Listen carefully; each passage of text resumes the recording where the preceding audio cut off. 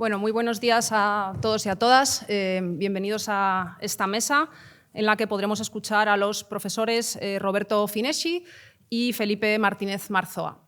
Voy a presentar primero a Roberto Fineschi, que será el primer ponente. Fineschi, perdón, mi italiano, disculpa. Hará su intervención y después presentaré al profesor Martínez Marzoa. Roberto Fineschi es profesor en la Siena School for Liberal Arts, es un acreditado especialista en la obra de Marx, fue ganador del premio Riazanov en 2002 y ha trabajado como editor en una nueva versión del tomo primero del Capital basado en la edición crítica Mega 2. Asimismo, forma parte del comité científico encargado de la edición italiana de las obras completas de Marx y Engels. Entre sus publicaciones más relevantes están Un nuevo Marx, Filología e Interpretación tras la nueva edición histórico-crítica Mega 2 en el viejo topo, 2020, y, perdonen mi italiano, La logica del capitale, ripartire da Marx, Instituto Italiano Studi Filosofici en 2021. Adelante, profesor Fineschi. Hola, muchas gracias. Ahora, antes que nada, quiero agradecer a los organizadores por esa invitación, muy agradecida a Clara, a César y a todos los jóvenes que han trabajado atrás. Muchísimas gracias a ustedes para escucharme. Ahora, mi tema es la relación Marx-Hegel más allá de la interpretación de Marx, pero antes que empezar quería clarificar algunas premisas de mi trayectoria, básicamente. Porque muchas veces cuando se considera este argumento, una crítica muy común es puramente teórico, es abstracto, no tiene una relación directa con la praxis, con la acción. En verdad hay una relación y me gustaría explicitarla. La teoría marxiana es una teoría que, a pesar de todo, tiene una potencia interpretativa increíble, ¿no? Muchísimos de los eventos que ocurren en el mundo contemporáneo tienen una explicación de la teoría marxiana, al punto que también los teóricos burgueses, ¿no?, van a tomar a Marx cuando no alcanzan a encontrar una explicación en sus teorías. Hay, ¿no?, ejemplos clásicos como la teoría de la crisis, por ejemplo, ¿no?, que las teorías mainstream no alcanzan a explicar. Marx tiene una explicación, ¿no? O la teoría de la globalización. Marx tiene una teoría de la unificación mundial de producción y circulación de la humanidad. La teoría del desempleo masivo, del progreso tecnológico, ¿no? Son todas cosas del conflicto social, ¿no? Hay un montón una lista muy larga que en la teoría marxiana encuentran una explicación. El punto es que la teoría marxiana, en el debate histórico, encontró problemas teóricos relevantes que, para mencionar el superclásico, ¿no?, el problema de la transformación de los valores en precios, la caída tendencial, pero también los problemas de previsión política, ¿no?, de la revolución, ¿no? Encontró problemas que no fueron solucionados o fueron solucionados de manera que no convenció a la mayoría. Esto ha provocado seguramente una caída de interés y una dificultad en penetración intelectual, porque la manera histórica de solucionar estos problemas no ha funcionado bastante para convencer a todos. Entonces, ¿por qué el interés filológico y también la atención para la edición histórico-crítica? Para encontrar respuestas en frente a estas cuestiones que no se han solucionado aún, para ver si los nuevos materiales ofrecen más medios, más posibilidades de interpretación. Una segunda premisa es la edición histórico-crítica. Esta edición, como se mencionaba ayer, Clara lo recordaba, se intitula Marx Engels Gesamtausgabe, la segunda, Marx Engels Gesamtausgabe. Gesamtausgabe sería ópera total, ópera omnia. Empezada en 1975, sigue siendo publicada. Demasiado. Ok, disculpe. ¿Se escucha mejor? Okay. Un primer punto es que va publicando muchísimos materiales que no se conocían, notas, esbozos, nuevas cartas, nuevos manuscritos que también se encontraron, por un lado. Pero por otro lado, el gran desafío de esta edición, en las palabras de los editores, es que la mayoría de las obras de Marx que hemos leído en la historia de la interpretación no existen. Esto por ejemplo, ellos dicen que los manuscritos del 44 no existen, que la ideología alemana no existe, que el segundo y el tercer libro del Capital no existen. Claramente lo hacen para crear un poco ¿cómo se dice?, de ruido en torno a esta cosa. Claramente no es verdad en esta manera extrema, pero ¿cuál es la verdad? Es que estos textos ahora, gracias a la edición histórico-crítica, están disponibles en una versión filológicamente muy acurada, que no es la edición que históricamente hemos leído. Hay muchos cambios que claramente no se pueden presentar en este momento, pero en particular, en cuanto a mi investigación, el punto del Capital tiene una gran relevancia. Porque el Capital, ahora que va a estudiar el Capital, la Mega propone 25 volúmenes, 15 volúmenes.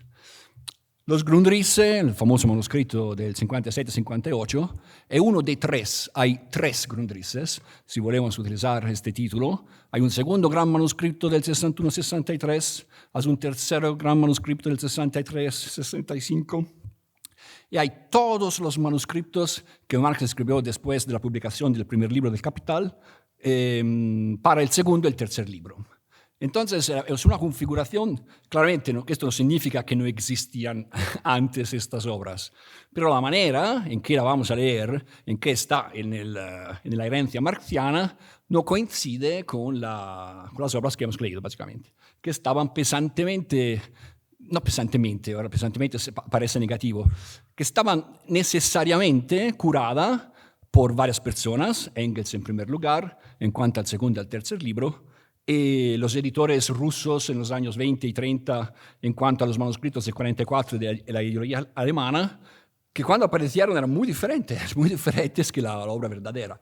La primera versión de la ideología alemana era una creación personal de Adoradsky, el curator, que la creó interpolando, cambiando posiciones a todo. Entonces, todo este material, porque es una segunda premisa, porque mi investigación sale a partir de estos materiales para tentar una reconstrucción de la teoría del capital a partir de estas novedades para intentar solucionar algunas de las cuestiones que mencionaba. Mi formación, no para hablar sobre mí, solo para explicar cuál es el contexto cultural en el cual esta cosa se desarrolla. Mi formación fue en Alemania, en particular a partir de la llamada Neue Marx-Lektüre, la nueva lectura de Marx, que se conecta en particular a Ansgar Barkhaus, Helmut Reichelt, estos autores, por un lado, y por otro lado, con los editores, los curadores de la Mega, la Marx-Engels-Gesamtausgabe, que hay muchos lugares donde la hacen, pero el principal está en Berlín, a la Academia de las Ciencias de Berlín y del Brandeburgo. Un tema central intentando de enfrentarse con este tema es el tema del método de la gerencia hegeliana y de cómo Marx tiene en consideración este asunto. Mi tesis fundamental es que un elemento fundamental de la gerencia hegeliana es el método, la metodología dialéctica. A partir de afirmaciones explícitas por Marx. En la postfación a la segunda edición alemana del Capital, Marx dice explícitamente: mi método es el método dialéctico. Es una afirmación muy fuerte, ¿no? Porque ninguno había pedido que lo hiciese. Él mismo utiliza una categoría que también es hegeliana, que es la Darstellungsweise, la manera de exponer, ¿cómo se traduce en castellano? y exposición, a manera de exposición. Y la Darstellung, para quien tiene un poco de familiaridad con Hegel, la manera en la cual el concepto, cioè la filosofía, la reconstrucción filosófica se desarrolla a través de sus categorías. Y así, en mi opinión, insomma, es así claro que Marx se refiere a Hegel, que lo menciona. Inmediatamente después va a mencionar, ¿no?, que Hegel es un maestro de dialéctica, pero es un idealista. Y aquí hay la gran cuestión de la relación entre materialismo e idealismo, en qué sentido Marx dice que Hegel es diferente porque es idealista. Iré a hablar de esto al final si tenemos un poco de tiempo, porque anteriormente quería hablar de otras cuestiones metodológicas. Ahora, en este debate entre la nueva lectura de Marx, estos autores, Backhaus y Reichelt, desarrollan las tesis fundamentales de sus lecturas al final de los años 60 y al principio de los años, y después en los años 70. Es decir, que no consideran la mega, no consideran la nueva edición histórico-crítica. Es una lectura que se desarrolla anteriormente a esta publicación y entonces al conocimiento analítico de todos los manuscritos que se iban publicando. Esto no significa naturalmente que yo estoy de acuerdo con muchas posiciones de estos autores, pero esto es un punto relevante. Es una lectura que no tenía en cuenta aún estas publicaciones. Si ustedes van a leer los libros, se ve porque no mencionan la mega, no existía, empezó en el 1975. Menciona la clásica edición de las Werke, Marx Engels Werke, que era la edición anterior. ¿Cuál es la tesis? O sea, algunas de las tesis fundamentales. Que en los primeros, en los Grundrisse, un poco también en el Urtext, es decir, el texto anterior a la contribución, Marx desarrolla una metodología muy hegeliana, basada sobre el desarrollo de las categorías en virtud de su intrínseca racionalidad, pero después abandonaría esta actitud, volviéndose en la dirección de una metodología lógico-histórica, que sería tomada por Engels después y ulteriormente desarrollada por él en su edición del segundo, en particular del tercer libro del Capital. En particular en su propuesta de solución del problema de la transformación, que Engels pone todo en términos de desarrollo histórico y no lógico. Backhaus, en particular, su tentativo tiene el título su reconstrucción de Marxische Theorie para la reconstrucción de la teoría marxiana, cuando después de estos primeros tentativos, Backhaus dice que no se soluciona así. Marx mismo introdujo elementos históricos y entonces esta reconstrucción no se alcanza.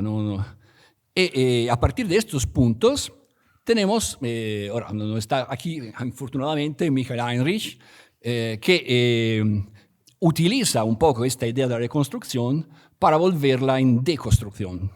Es decir, en los límites del tentativo de reconstrucción por Backhaus pueden representar un punto de partida por Heinrich, que acepta esta imposibilidad, pero a partir de la mega, esta es la gran diferencia, Heinrich la conoce muy bien, intentar varias trayectorias que pero renuncian en principio a la teoría, a la posibilidad de una reconstrucción orgánica, coherente de la teoría general del capital.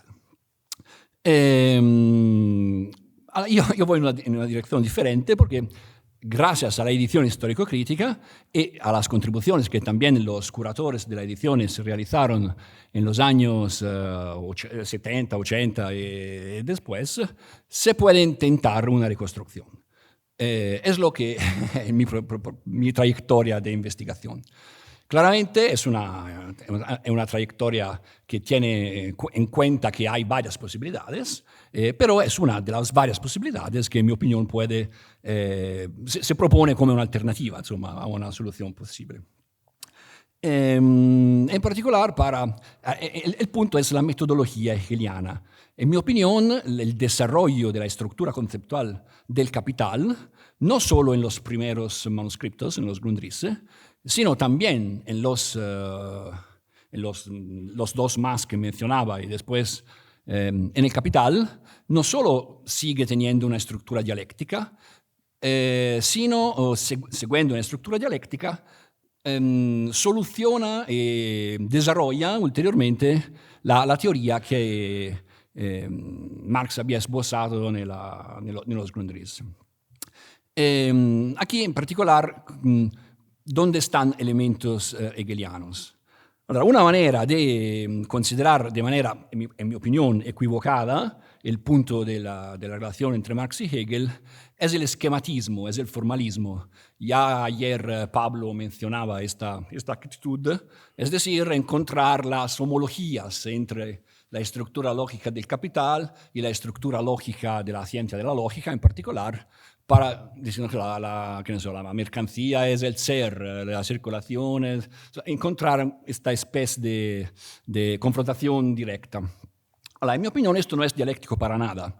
Esta es una aplicación exterior de un esquematismo aparentemente dialéctico que pero, como decir, no corresponde a la lógica intrínseca de las categorías económicas.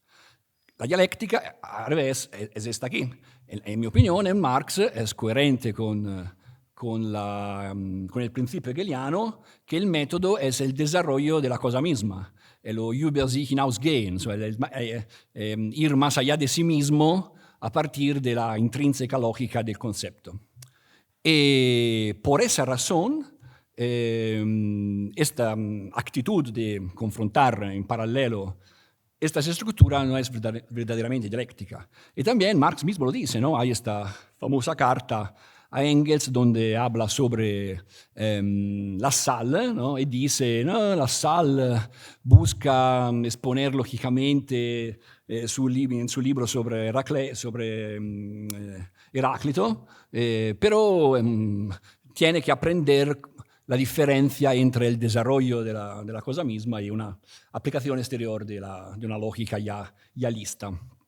Esta era también la crítica de Marx a Hegel en la filosofía del derecho, ¿no? Decía que estaba aplicando su lógica ya lista, la ciencia de la lógica, al caso específico de la filosofía del derecho. Entonces, esta no es la dirección, en mi opinión.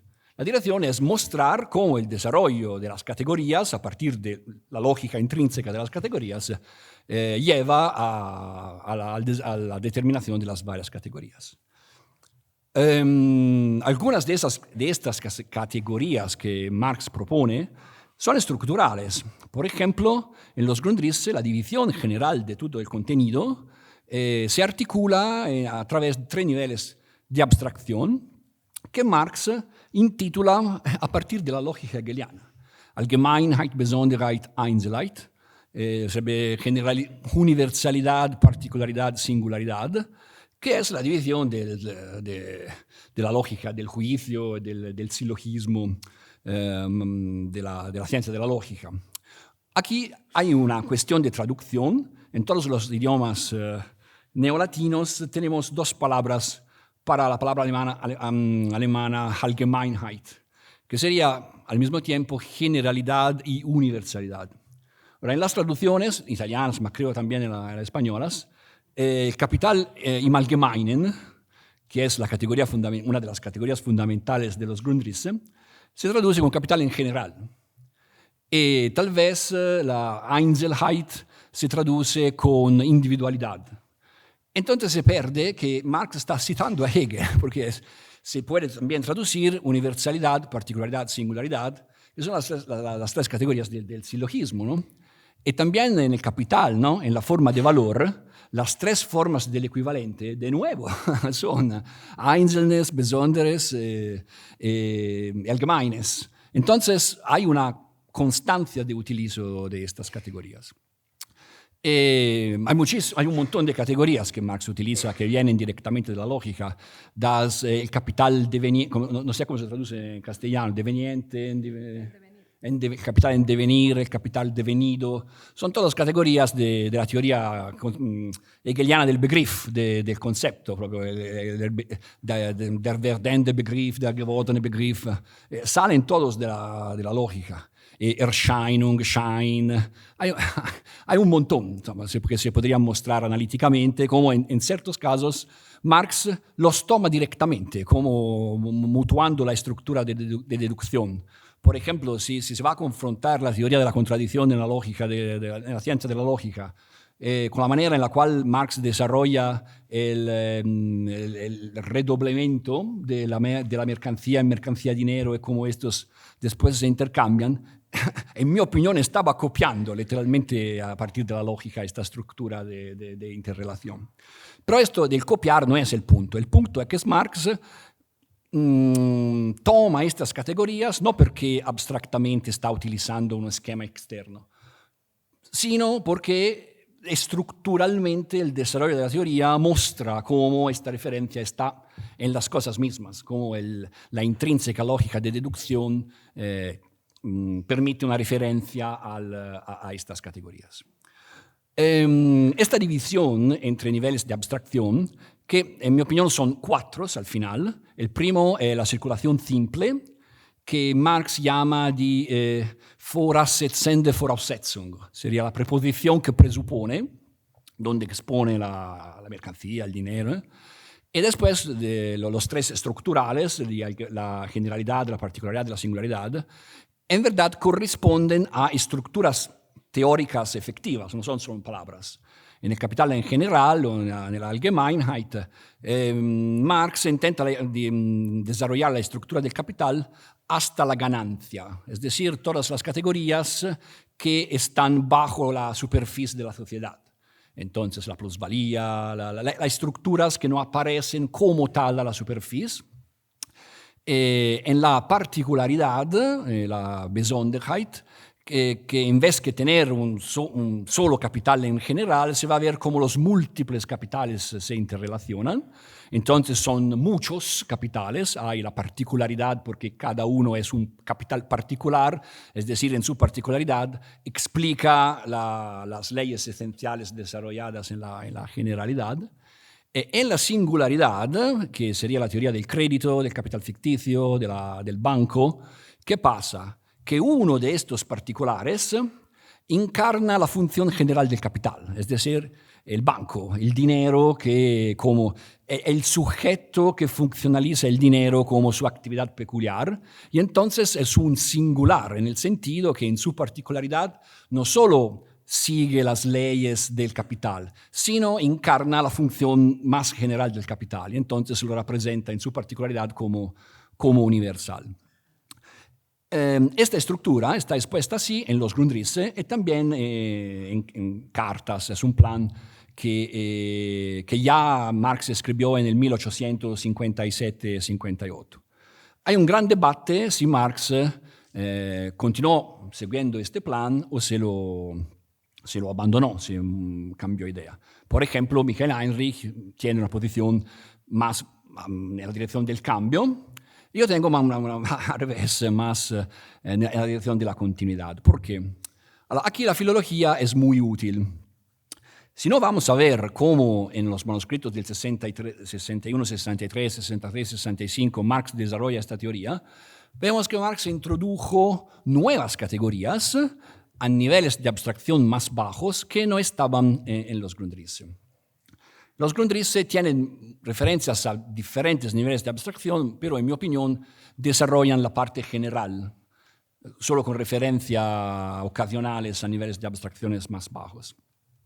En los manuscritos del 61-63, en la parte central del manuscrito, sobre la teoría de la plusvalía, analizando la teoría ricardiana de los precios de producción, por la primera vez Marx teoriza la cuestión del valor de mercado.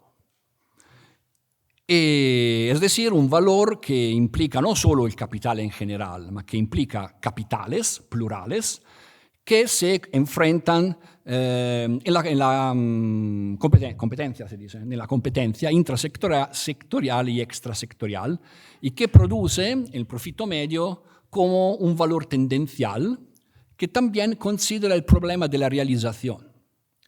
En el manuscrito del tercer libro, esto, en la edición engelsiana, será el capítulo 10. En todo el debate tradicional sobre la cuestión de la transformación de los precios, el valor de mercado desaparece, no existe, no es una categoría, nadie lo menciona. Se pasa directamente del valor a los precios de producción sin considerar este aspecto. Este aspecto, ¿por qué? Porque este aspecto se coloca a un nivel de abstracción más bajo, donde tenemos la interrelación, el problema de la realización de las mercancías. En vez, en el Capital en general, el problema de la realización de las mercancías no existía. Marx abstraía de este asunto y consideraba solo las categorías a pesar de las cuestiones de la realización. Entonces, mientras Backhaus, Reichelt decían que el desarrollo dialéctico se paraba después de los Grundrisse, en mi opinión no es así, porque este manuscrito 61-63 muestra cómo, en verdad, nuevas categorías fueron teorizadas por la primera vez en este manuscrito. Estas categorías regardan un nivel de abstracción más bajo que Marx quería considerar, pero que aún no había considerado. Entonces, está procediendo, está yendo más allá de los límites, no de los límites, del punto de parada de los Grundrisse, está desarrollando nuevas categorías. En el manuscrito 63-65, también la teoría de la renta absoluta, es otro elemento que Marx por la primera vez desarrolla en este manuscrito del 61-63. Entonces son partes estructurales de la teoría que antes no existían, que son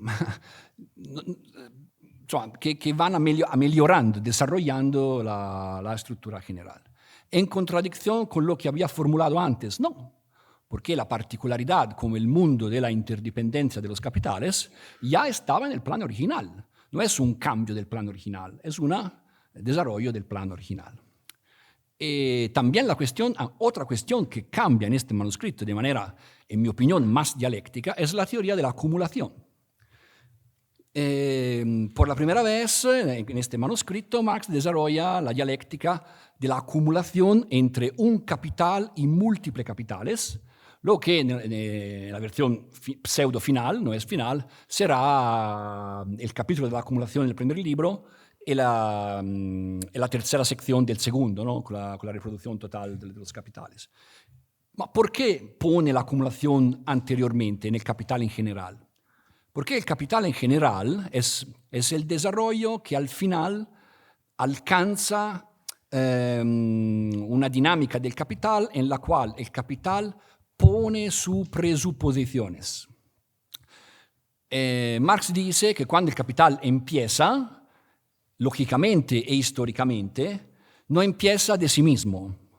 Tiene la herencia de elementos que vienen de otros modos de producciones, que al principio no están puestos por el capital mismo.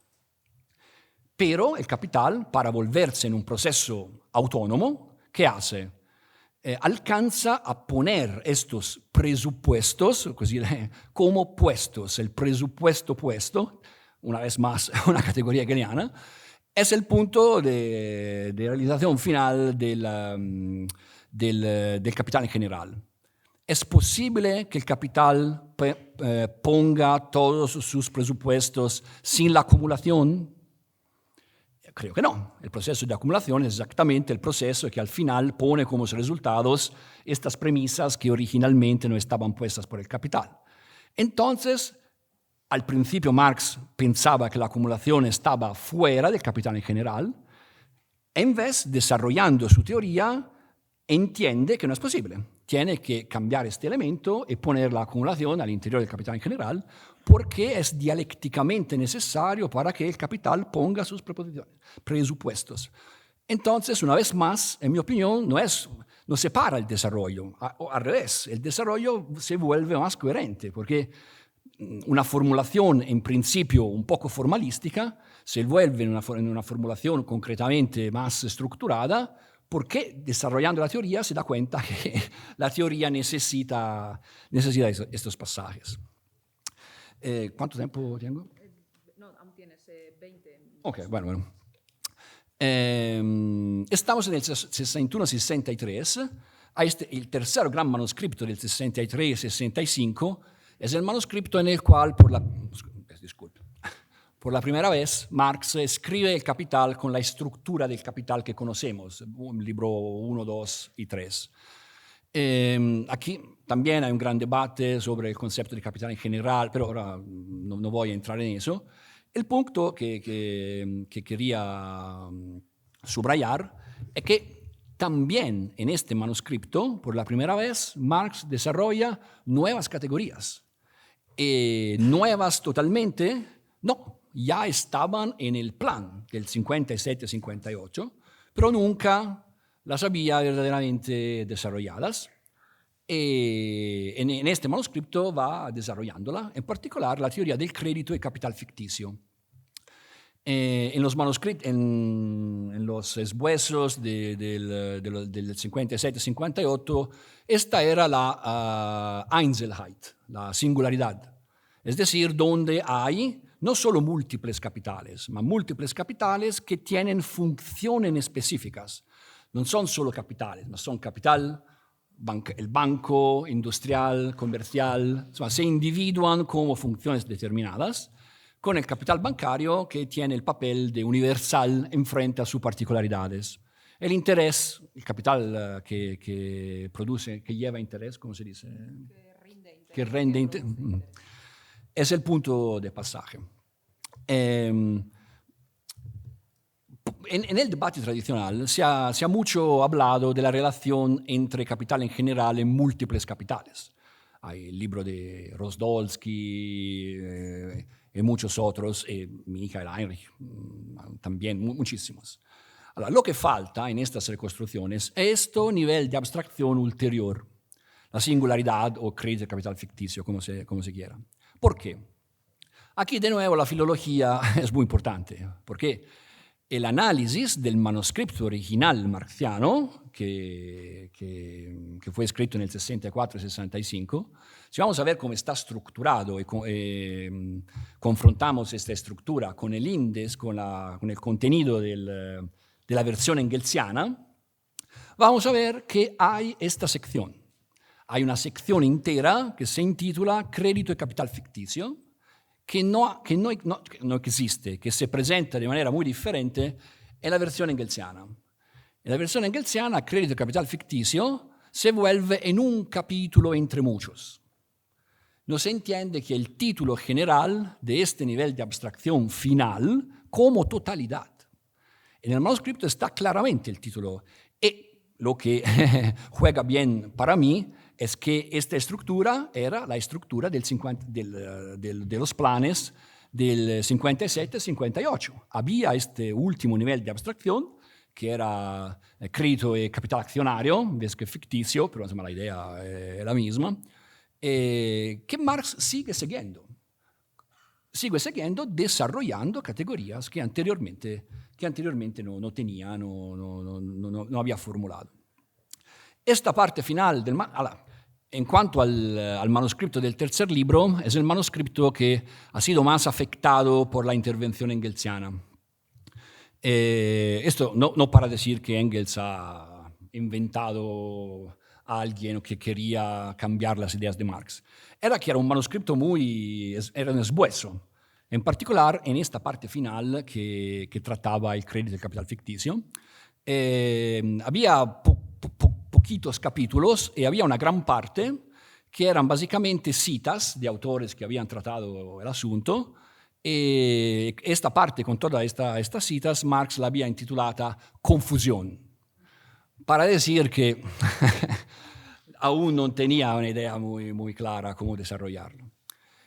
Marx sucesivamente no ha retomado el manuscrito para el tercer libro. Hay un poquitos de manuscritos pequeños que pero no tratan los asuntos que después fueron más debatidos, como la transformación, la caída o el crédito, regardan las primeras partes. Y entonces el manuscrito para el tercer libro, un manuscrito viejo, un manuscrito de los años 60, de la mitad de los años 60, y Marx trabajó 20 años más.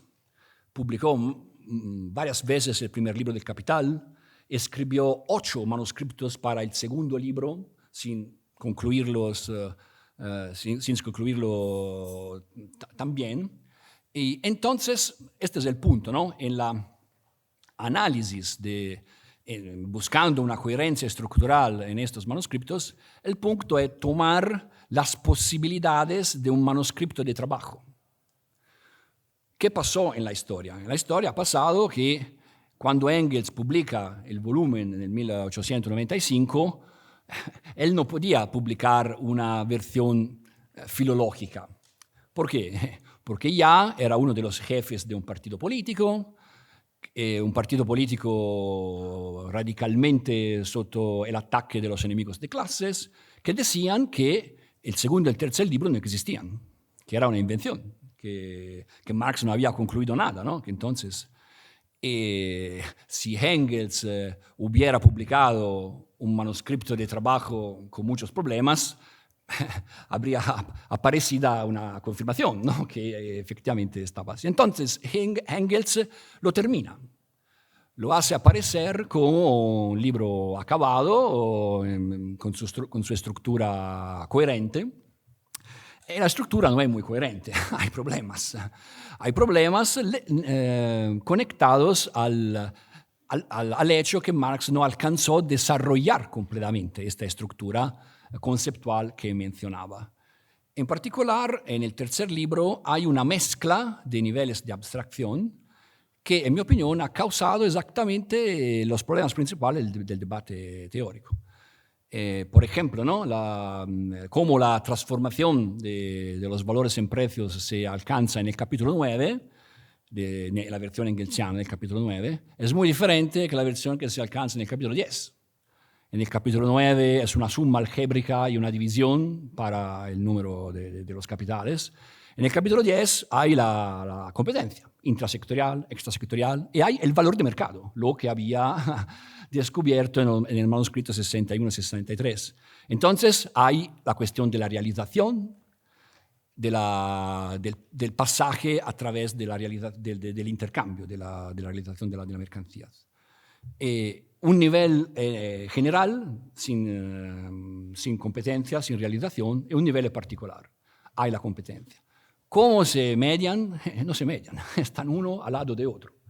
Y en el debate tradicional sobre la llamada teoría del valor trabajo, si ustedes van a ver que toman los primeros 2 párrafos del primer capítulo del primer libro y el capítulo 9 del tercero, nada más. El 10 desaparece. ¿Por qué? Porque si el libro estaba acabado, ustedes entienden que hay problema de coherencia, básicamente, porque estos niveles de abstracciones son diferentes. La misma cosa con la caída tendencial.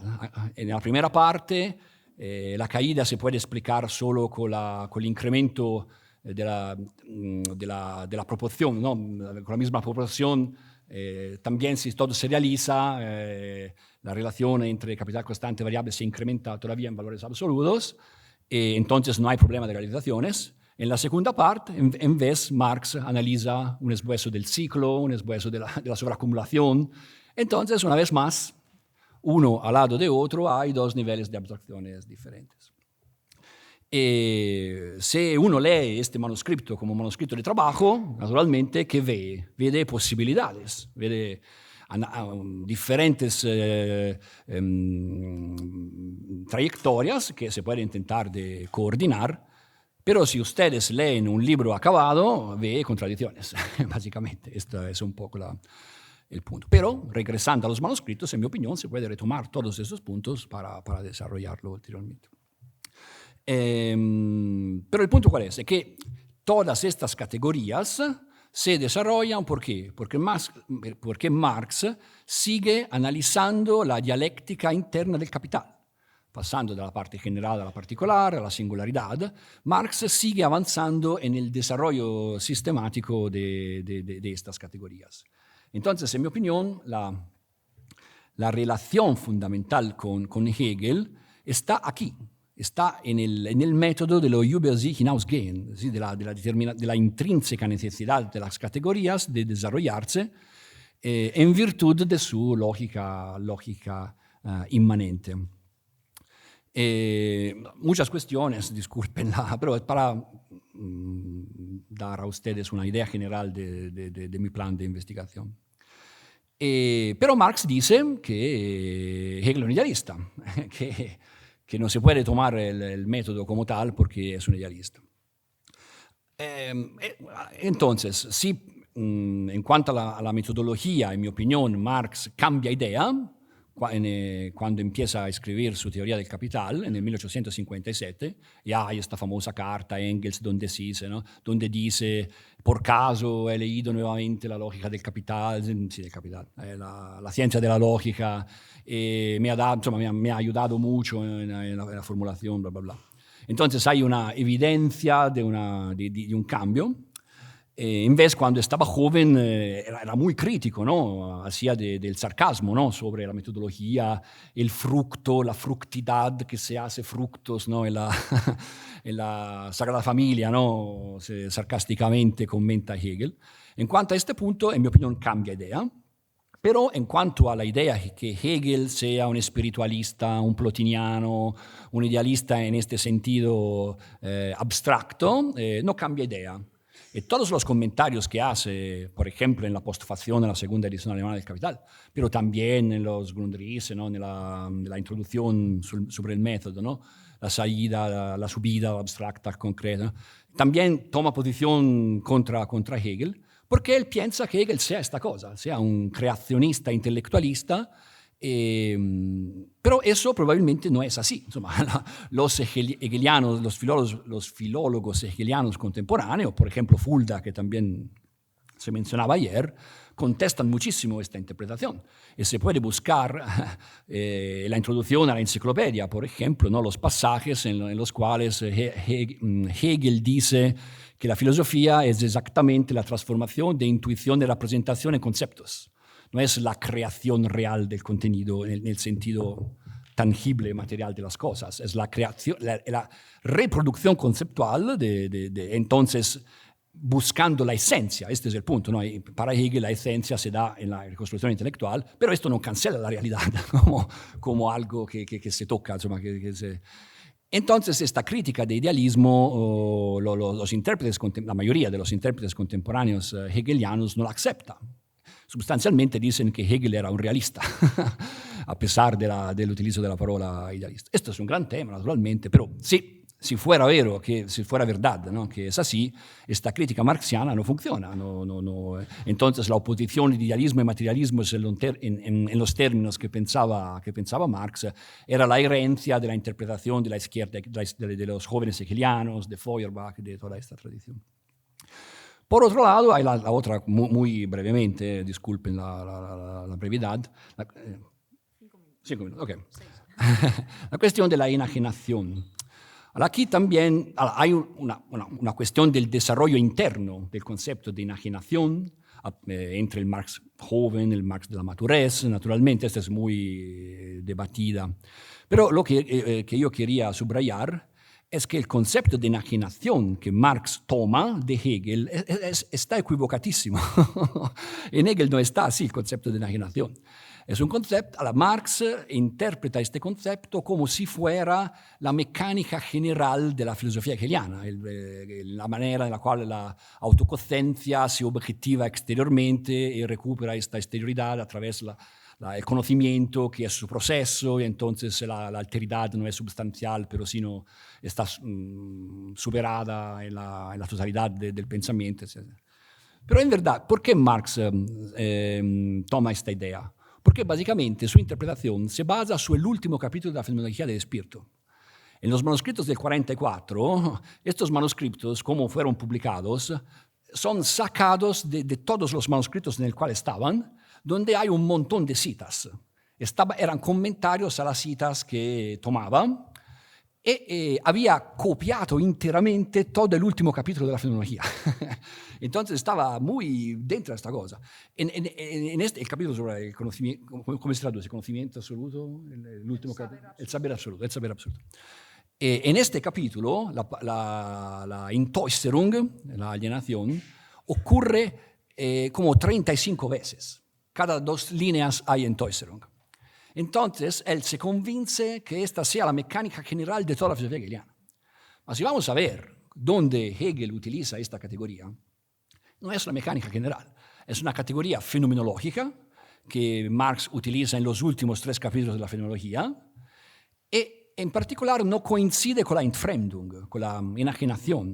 La enajenación es un caso particular de la Entäußerung, cuando, en el capítulo El espíritu enajenado a sí mismo, no sé cómo se intitula, el sexto capítulo de la fenomenología, cómo está traducido. El espíritu enajenado a sí mismo, algo así. ¿Fuera de sí? ¿Cómo es? Der sich entfremde. Extrañado de sí. Extrañado de sí, ok.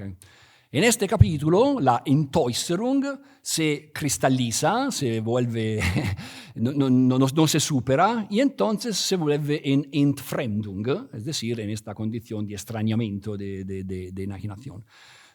Pero sistemáticamente Hegel la utiliza solo en estas páginas. Si vamos a tomar todos los demás, las otras obras, es muy esporádica. Algunos pasajes son importantes. Por ejemplo, el pasaje de la lógica de la naturaleza utiliza esta palabra. Entonces, es una palabra en este caso muy fuerte. Pero no es sistemática, no es una categoría sistemática de la metodología hegeliana del desarrollo. En vez, Marx la toma básicamente en este sentido, criticándola en este sentido. Y en particular, el punto es que Marx cambia el sujeto de la Entäußerung. La autoconciencia general se vuelve en Gattungswesen, que es un concepto no histórico, es un concepto abstracto, es naturalista, esencialista, que no son los sujetos hegelianos. La Entfremdung no es el sujeto en general, es una figura históricamente determinada de la autoconciencia. Entonces, en mi opinión, Marx, interpretando así Hegel, hace un paso atrás, en el sentido que deshistoriciza la subjetividad de las figuras hegelianas de la fenomenología para generalizarla a un concepto muy general de Gattungswesen.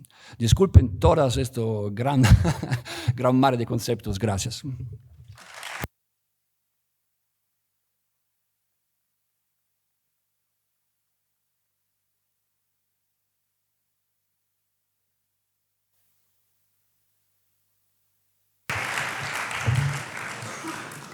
Pues muchas gracias, Roberto. A continuación habla el profesor Felipe Martínez Marzoa. Él es catedrático en la Universidad de Barcelona. Sus campos de investigación habituales son la Grecia antigua, la filosofía de la Edad Moderna y la lingüística. Su interpretación del pensamiento de Marx, en especial de El Capital, lo sitúa en un terreno estrictamente filosófico, como momento esencial de la historia de la filosofía, y en esa medida se distancia de algunas interpretaciones marxistas tradicionales. A este respecto, de entre sus muchas obras, podríamos citar el clásico ya, La filosofía del capital de Marx, en Taurus, 1983, o también El concepto de lo civil, en Metales pesados, de 2008. En estas obras, él analiza la teoría del valor como estructura ontológica de la sociedad moderna. Su intervención llevará el título Algunas vicisitudes del programa socialista. Adelante, tiene la palabra.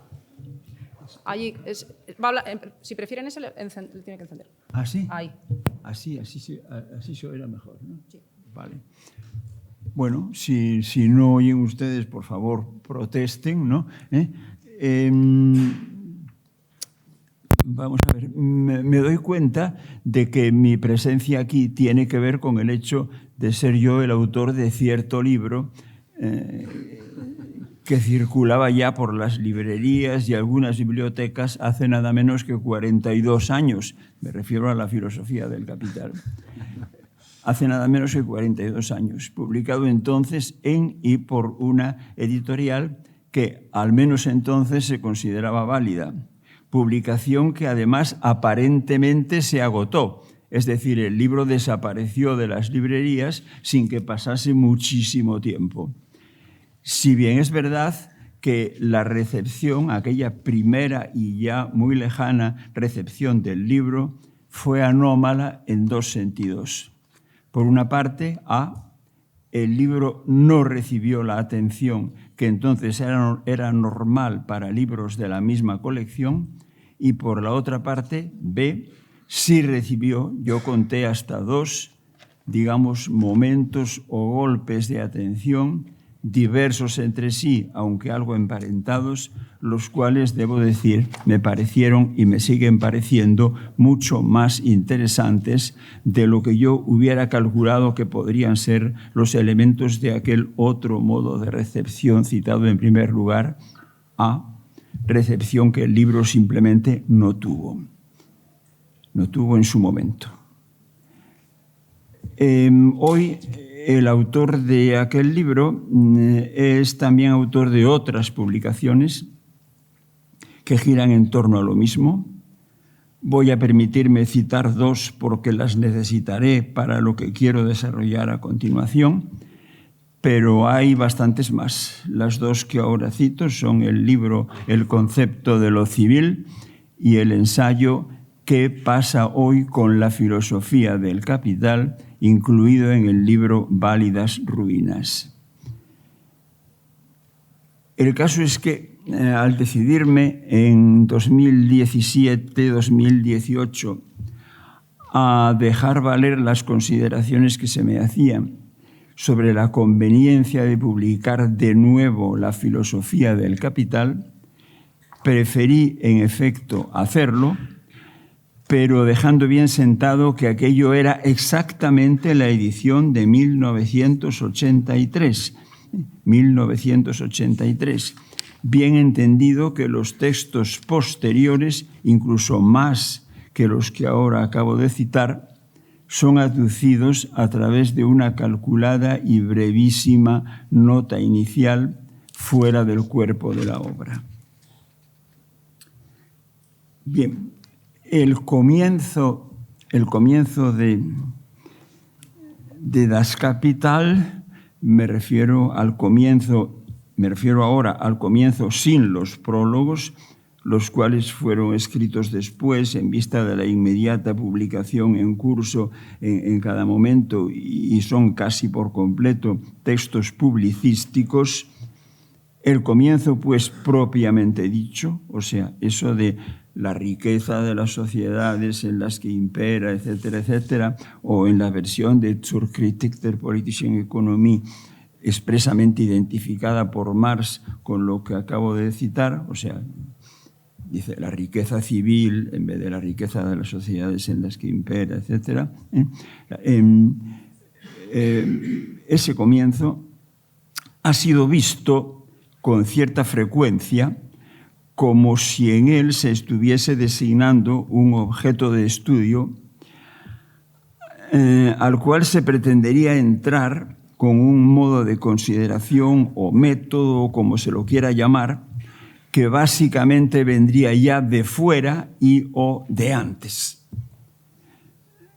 Por mi parte, llegué enseguida en su momento, hace ya, como he dicho, mucho tiempo, a la conclusión de que ese modo de lectura no es el correcto y de que el arranque de Das Kapital, ya adelantado en Zur Kritik, se parece más bien a, o digamos, es lo mismo, solo que en situaciones enormemente diferentes, que el comienzo de la Physique Acroasis de Aristóteles.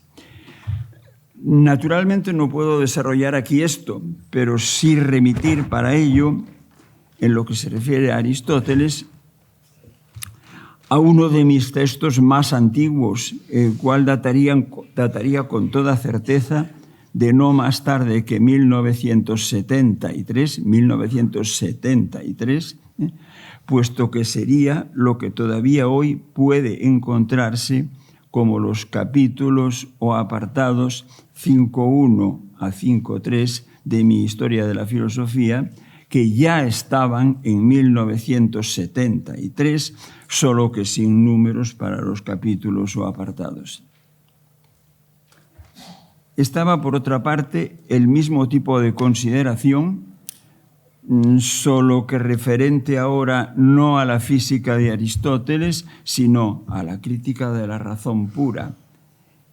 Y me voy a dispensar de decir en qué medida a las otras dos críticas, porque entre tanto Kant es ya con mucho el pensador sobre el que más he escrito y más cosas he dicho, incluso en la filosofía del Capital, que no es un texto especialmente marcado al respecto, pero incluso allí Kant es el autor más empleado en extensión y en intensión, aparte de Marx.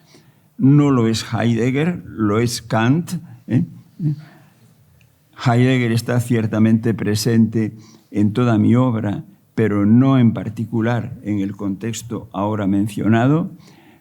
Y no se me diga que es que cuando hablo de Kant me refiero a la interpretación heideggeriana de Kant, porque la falsedad de este aserto ha sido desarrollada por mí en varios lugares a cuya lectura remito. Debo decir ahora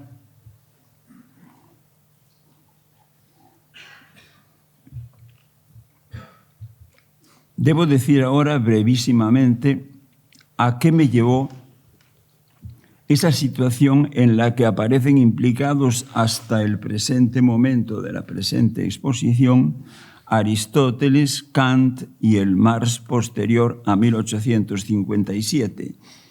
Si bien ya desde bastante antes de la filosofía del Capital, otras obras de otros pensadores, Platón, Leibniz, Hume, Fichte, Schelling, Hegel, Nietzsche, aparecen.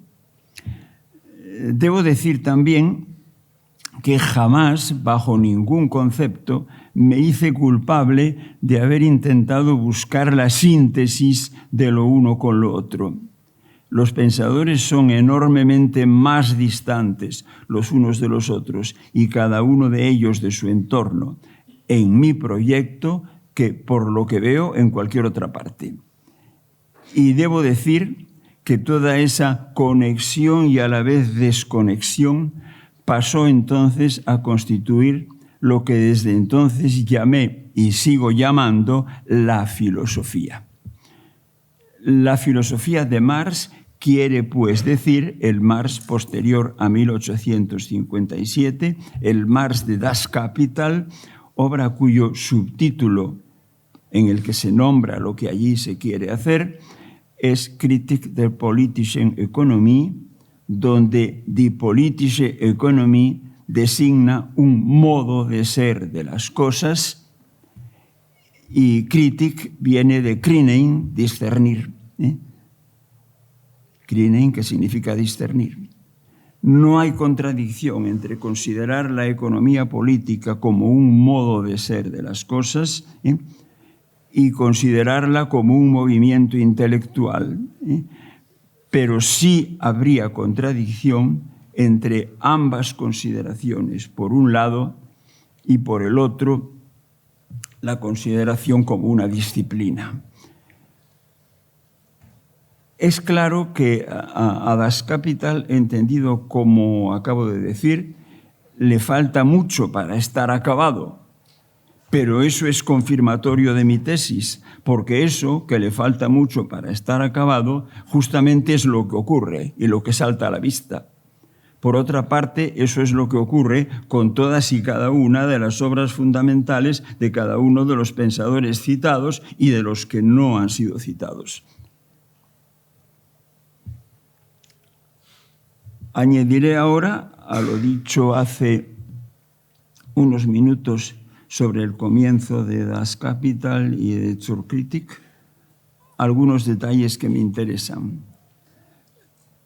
La riqueza civil o la riqueza de las sociedades en las que impera el modo de producción capitalista, comienzo que he citado antes, aparece, o según la otra fórmula, aparece a primera vista como una ungeheure Warensammlung, una enorme reunión de mercancías.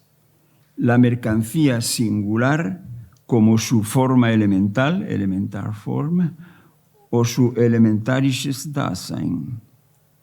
Ello arranca, pues, la marcha en su conjunto, arranca, pues, como análisis de la mercancía, lo cual presenta algunos problemas de los que me ocuparé y me he ocupado ya en cierta manera. Diré primero,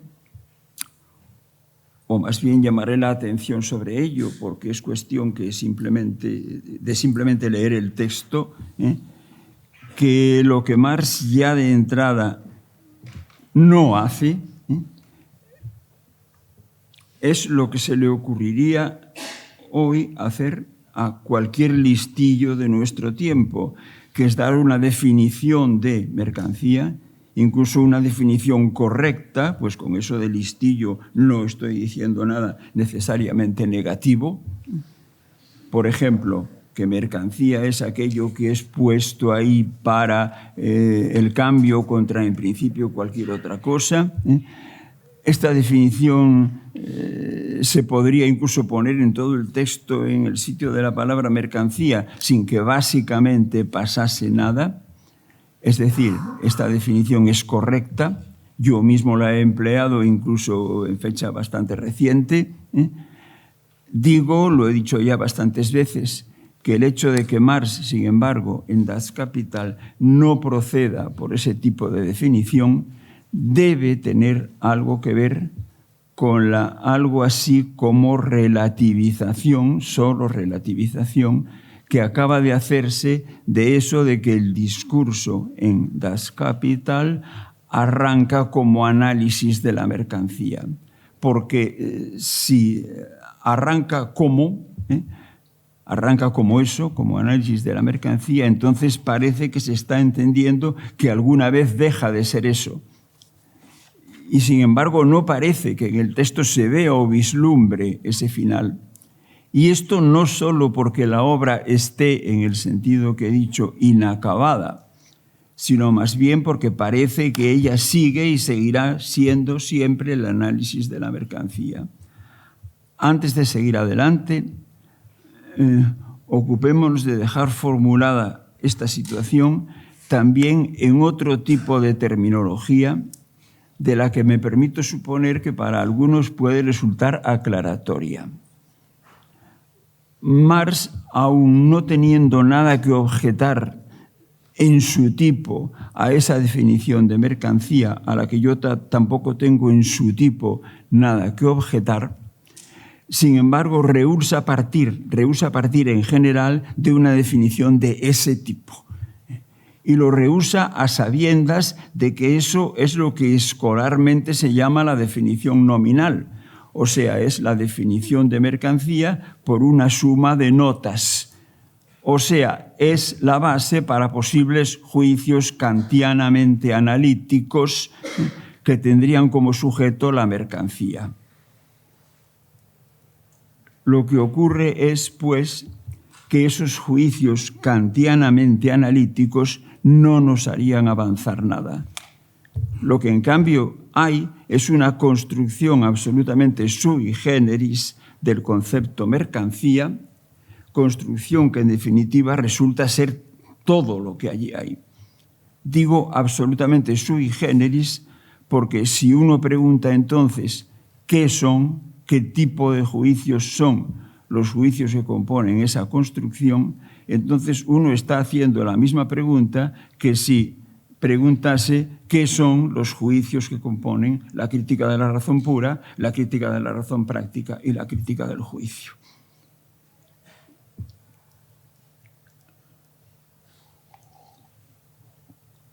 Tenemos, desde luego, con lo hasta aquí dicho, varios puntos de apoyo para seguir adelante o para dejar que otros sigan adelante. Y, sin embargo, debemos todavía introducir alguno más. Retrotraigámonos a 1919. Casi elijo esta fecha un poco en memoria de Rosa Luxemburg, pero es un en memoria correcto y que tiene que ver con tesis teóricas. Empecemos por recordar que cuando nuestra autora es asesinada en enero de ese año, está implicada en la constitución de un partido que ella quiere que se llame no comunista, sino socialista.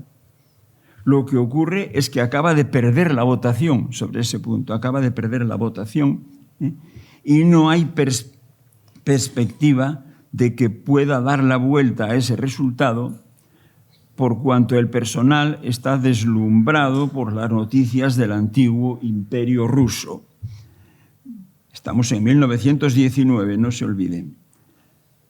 Recordemos ahora lo dicho en varios de mis recientes ensayos, en el sentido de que una diferenciación marxiana entre ambos términos, comunismo y socialismo, tiene que ver con los intentos de Marx mismo de desactivar la interpretación teleológica. Uno de los dos términos no puede ser el fin porque no está al final, y el otro no puede ser el fin porque no es en absoluto programable.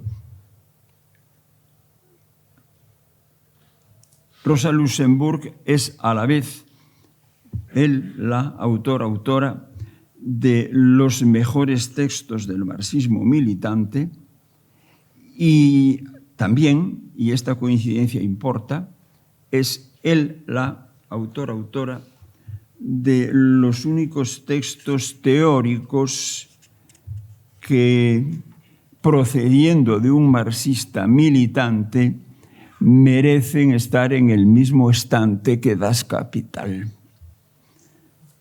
No me refiero a la totalidad de su obra, como tampoco a la totalidad de la obra de Marx, pero sí digo lo que he dicho, lo cual es grave porque parece que hoy ha pasado tiempo suficiente para que fuese obligado que hubiese más. En todo caso, recuérdese 1919. Faltan solo 3 años para 1922. Y sin embargo, en esta última fecha parece que hay una conexión que se ha roto y lo que es peor, que no volverá a aparecer. 1922 es el año en el que se constituye en unidad un libro, el de Lukács, Historia y conciencia de clase, por el que no tengo ningún especial aprecio, pero que es citable y debe citarse aquí por una serie de coincidencias, una de las cuales es la fecha. La otra de las que ahora interesan es que en ese libro se habla de Rosa Luxemburg en unos términos ciertamente elogiosos, pero que hacen ver cómo en solo 3 años un malentendido básico se ha instalado y cierra el paso a cualquier intento de lectura seria. Lo citaré en un único punto. Es el caso que Rosa Luxemburg, en más de un lugar, pero en todo caso también en sus escritos sobre la Revolución Rusa, habla de democracia en general y de partidos políticos en general. Y Lukács da algo así como el estatuto de lo obvio, a que no puede referirse a eso, democracia y partidos en general, sino que de lo que trata, en el caso de escritos sobre la Revolución Rusa, de lo que trata es de la presencia de mencheviques y esers en el espacio de la propia Revolución Rusa. Falso, esto es falso. Esto lo da por entendido Lukács, pero es falso. Rosa Luxemburg sí habla de democracia en general y de partidos en general, incluso bajo la dictadura del proletariado. Me ocupo en varios lugares, creo recordar que entre ellos la filosofía del capital, de cómo esta expresión, dictadura del proletariado, tiene las características de un término técnico y ninguna conexión con el significado descriptivo habitual de la palabra dictadura. Y desde luego, de lo que sí me ocupo en multitud de ocasiones es de cómo no tiene sentido hablar de democracia si no es en contexto que proporcione una elemental aclaración, visto que estamos ante un término en principio antiguo, democratía, que es recuperado paulatinamente a lo largo de la modernidad Y es precisamente en conexión con lo que ha llamado el Marx posterior a 1857 cuando el término ha adquirido por fin un sentido plenamente moderno, estrictamente moderno. Sobre ese sentido diré ahora lo siguiente. Se ha alcanzado un concepto formal aquí es de forma en el sentido kantiano, se ha alcanzado un concepto formal, de forma en sentido kantiano, del derecho, un concepto formal del derecho. Ojo, es del derecho, no de lo moral o ético. Léase bien a Kant, por favor. Hecho esto, se verá que cabe formular el concepto formal del derecho en una u otra de dos expresiones sinónimas entre sí, a saber, que uno ha de poder hacer todo aquello tal y en condiciones tales que ello no sea incompatible con que cualquier otro en las mismas condiciones pueda también, si quiere, hacerlo. O sea, la otra de las dos expresiones sería que toda obligación que se impone a uno ha de ser la otra cara de la garantía que uno recibe de que en las mismas condiciones la misma obligación se impone también a cualquier otro. Una situación enteramente concorde con este principio es lo que el Marx maduro llama república democrática. Y Marx, el Marx de Das Kapital, dice que eso, la república democrática, es la forma política de la dictadura del proletariado. Podemos intentar aclarar esto a partir de la siguiente pregunta. ¿Por qué hablamos de revoluciones civiles aquí, bürgerlich? ¿Por qué hablamos de revoluciones civiles y en cambio de la revolución socialista? No por otra cosa que por lo siguiente. Ninguna revolución civil es completa. Pero esto no lo decimos en el sentido de que sea incompleta por ser solo civil, solo bürgerlich, sino que lo decimos en el sentido de que a la bürgerliche Revolution le es inherente el no ser completa ni siquiera como bürgerlich, o sea, ni siquiera en el sentido del programa democrático. Por algo así como que siempre hay alguna cosa que dar o recibir a cambio de esta o aquella concesión. Digamos que el compromiso es ahí inherente. De manera que esta incompletud no significa que siga habiendo siempre alguna revolución civil pendiente, o si se prefiere decirlo así, aspectos pendientes de una revolución civil. Lo que ocurre es que el programa democrático es a la vez el programa de la revolución socialista en lo referente a la forma política. Es todo aquello del programa socialista que concierne a la forma política. Lo mismo dicho todavía de otra manera.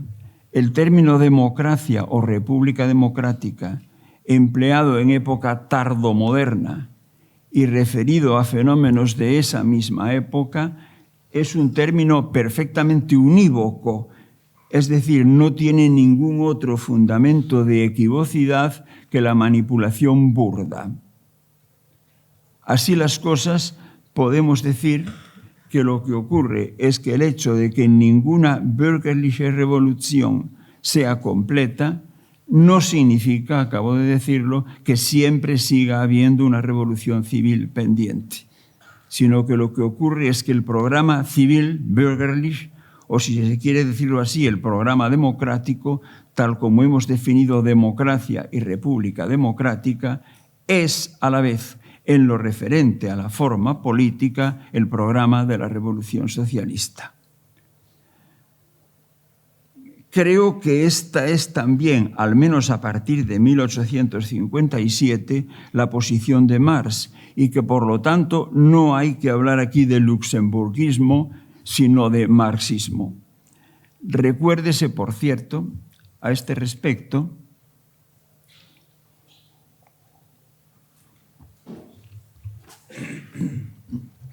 Recuérdese, por cierto, a este respecto,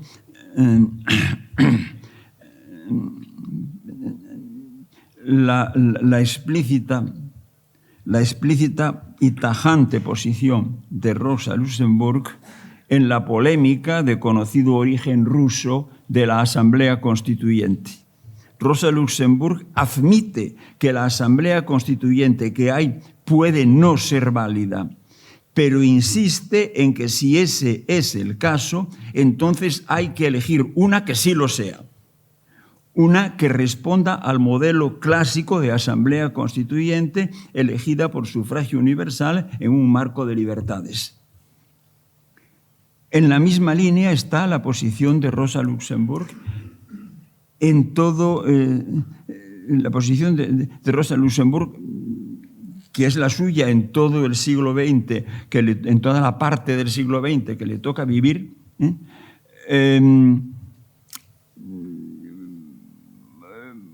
posición que Rosa Luxemburg representa frente a, por ejemplo, Kautsky y la generalidad de la socialdemocracia alemana, incluso antes de toda ruptura, en el sentido de que la socialdemocracia debía comprometerse a fondo, debía, según Rosa Luxemburg, comprometerse a fondo, incluso ante la propia clase obrera, en la totalidad del programa democrático. Vuelvo a que Rosa Luxemburg está implicada en un proyecto de partido que para ella no se llamaría comunista, sino socialista. Vuelvo a lo que hace unos minutos dije de cómo en esta cuestión está implicada la finitud histórica del objeto de estudio.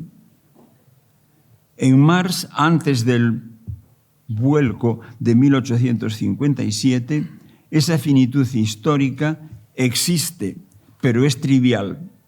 O si se prefiere, no lo es en cuanto que está enganchada a una problemática interna de la que saldrá Das Kapital, pero tenemos que emplear el futuro para decir esto. En cambio, cuando lo que está emergiendo es ya Das Kapital, o sea, Kritik der politischen Ökonomie, donde politische Ökonomie es un modo de ser de las cosas y Kritik significa el discernimiento, entonces lo que está emergiendo es ciertamente la estructura sociedad civil o sociedad moderna, pero en ese emerger lo que está emergiendo es todo, porque es el emerger de la sociedad civil lo que nos da la posibilidad de definir con cierta precisión la polis griega, su diferencia frente a la comunidad bárbara o, por ejemplo, frente al imperio persa o frente a Egipto. Dicho sea de paso, en el Marx de Das Kapital no tiene ningún especial papel eso de una sociedad no alienada. Marx, el Marx de Das Kapital, no realiza intento alguno ni da validez alguna al intento de determinar a qué da paso o a qué conduce eso que él está describiendo fenomenológicamente. Ya hemos dicho en otro lugar que eso de fenomenológicamente ha de entenderse en el sentido de Husserl o en el de Heidegger, no, por ejemplo, en el de Nikolai Hartmann. En definitiva, Marx es el pensador menos futurológico que conocemos. Insistiré por un momento, para acercarme ya al final, en algo que acabo de decir. Lo que acabo de decir es que el concepto tardomoderno de democracia o república democrática es unívoco. Lo que no lo es, sino precisamente el colmo de la equivocidad, es el uso empíricamente registrable de la palabra, pero el concepto en las condiciones dichas sí. La pregunta, pues, acerca de si determinados comportamientos gobernantes tienen carácter democrático, debe tener en efecto una respuesta, debe tenerla en términos tardomodernos. Veamos ahora lo que puede pasar si intentamos aplicar esto a situaciones o personajes que no son tardomodernos. Preguntémonos si, pongamos por caso, Pericles es o no un gobernante democrático. Es posible, no lo voy a discutir aquí, que esa pregunta tenga o que no tenga una respuesta unívoca. En todo caso, el concepto de democracia o demócrata que ahí aparece no puede ser el mismo al que hemos estado haciendo referencia. No puede ser el mismo que antes he invocado, que antes he invocado en tardomoderno. Ahora bien, si de quien hacemos tal pregunta es, pongamos por caso, de Alfonso X el Sabio, entonces simplemente no hay pregunta ni por lo tanto respuesta, sino solo un lío de sonidos más o menos articulados, porque la mención a Alfonso X el Sabio nos remite a un espacio en el que no es pensable, insisto, no es que no hay de hecho, sino que no es pensable eso de democrático o no democrático. Sí hay, en cambio, tardomodernamente, un concepto unívoco de democracia. Lo hemos encontrado por de pronto en Marx a partir de 1857 y hemos visto también cómo esa denominación se corresponde con la de socialista para el proyecto de transformación. Comunismo como nombre para el proyecto es una supervivencia de una situación anterior y es menos discernidor. Hasta aquí llegamos.